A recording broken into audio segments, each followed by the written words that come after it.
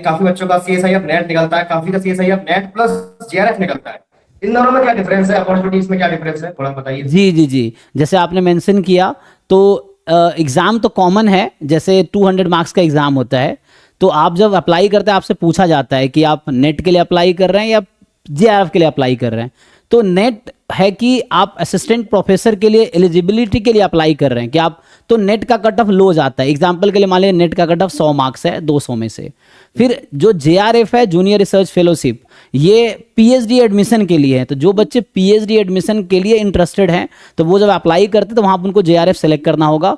JRF का cut off ज़्यादा जाता है, जैसे नेट का कट ऑफ 100 है तो जेआरएफ का 110 115 होता है। तो ये डिफरेंस है। और नेट मतलब आप लेक्चरशिप के लिए अप्लाई कर रहे हैं, जेआरएफ का मतलब है कि आप पीएचडी के लिए ट्राई करें। लेकिन जिनका जेआरएफ हो जाएगा नेट ऑब्वियसली हो जाएगा, लेकिन अगर नेट है तो जरूरी नहीं आपका जेआरएफ है, क्योंकि नेट का कट ऑफ लो है।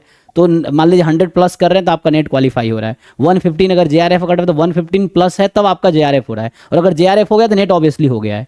अभी तीसरी कैटेगरी भी आ गई, अभी 6 महीने पहले एक नया नोटिफिकेशन आया था कि अब तीन कैटेगरी, पहले जब से आपने 2 मेंशन किया अब तीसरी कैटेगरी भी है। एक तो जेआरएफ, नेट, अब पीएचडी एडमिशन के लिए। पहले क्या होता था, एंट्रेंस देना पड़ता था आईआईटी हर जगह अलग अलग। अब क्या है कि बच्चा जो तीसरा कैटेगरी अगर क्लियर करता है तो उसको वहां सीधा इंटरव्यू देना पड़ेगा, आपको एंट्रेंस नहीं देना पड़ेगा उस इंस्टीट्यूट का। जी। और बच्चों को ये भी डाउट आता है कि जैसे किसी का जेआरएफ है, किसी का जेआरएफ नहीं है, तो इससे प्रोफेसर बनने में कोई दिक्कत आती है क्या?